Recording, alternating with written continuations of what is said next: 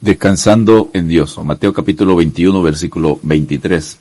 Cuando vino al templo, los principales sacerdotes y los ancianos del pueblo se acercaron a él mientras enseñaba y le dijeron: ¿con qué autoridad haces estas cosas?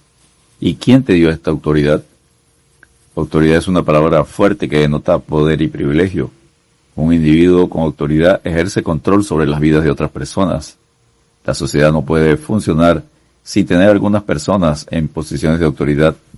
Lo alternativo sería anarquía y caos. El conflicto en este encuentro entre Jesús y los líderes religiosos era sobre el tema de la autoridad, específicamente la autoridad de Jesús, la cual cuestionaban y la cual ellos temían que les amenazara sus propias posiciones de autoridad. La confrontación, Mateo 21, versículo 23. Cuando vino al templo, los principales sacerdotes y los ancianos del pueblo se acercaron a él mientras enseñaba y le dijeron: ¿con qué autoridad haces estas cosas? ¿Y quién te dio esta autoridad? Después que Jesús y los discípulos hubieron pasado la higuera que maldijo el día anterior y la encontraron totalmente seca en Mateo 21, versículo 18 al 22, el Señor vino al templo. Jesús tenía poder, dunamis, y autoridad, exousia. Dunamis se refiere a capacidad y exousia a derecho, soberanía. Jesús no solo tenía gran poder, sino el derecho, la soberanía de ejercerlo, porque tanto su poder como su autoridad provenían del Padre Celestial. Jesús afirmó: como el Padre levanta a los muertos y les da vida, así también el Hijo a los que quiere da vida.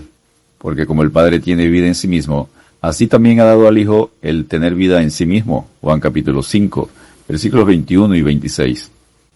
Cualquier servicio en la iglesia debe realizarse con la autoridad de Jesús, en el poder del Espíritu Santo, ya que no es la iglesia quien llama al ministerio, sino Dios conforme a su voluntad.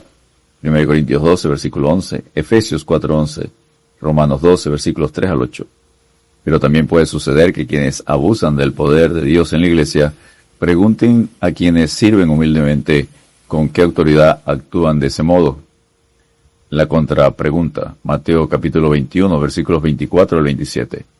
Respondiendo Jesús les dijo: yo también os haré una pregunta, y si me la contestáis, también yo os diré con qué autoridad hago estas cosas. Mateo 21, versículo 24. Jesús no estaba evadiendo la respuesta, solo estaba confrontando a los líderes religiosos con su pecado de no arrepentirse y rechazar el mensaje de Dios. Y pregunta: ¿el bautismo de Juan de dónde era? ¿Del cielo o de los hombres? Mateo 21, versículo 25.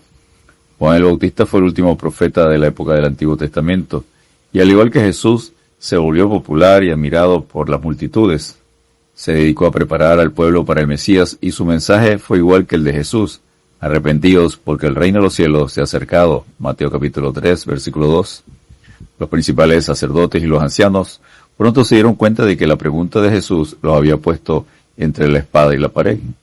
Ellos entonces discutían entre sí, diciendo: si decimos del cielo, nos dirá: ¿por qué pues no le creísteis?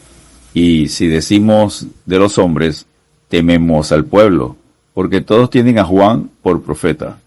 Y respondiendo a Jesús dijeron: no sabemos. Mateo capítulo 21, versículo 25 parte B y al versículo 27 parte A.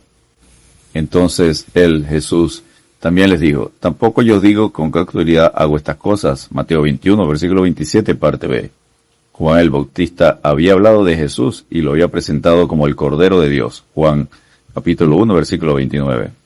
El pueblo reconocía a Juan como el profeta de Dios, pero para los fariseos reconocer a Juan el Bautista como profeta de Dios era reconocer a Jesús como el Mesías enviado por Dios.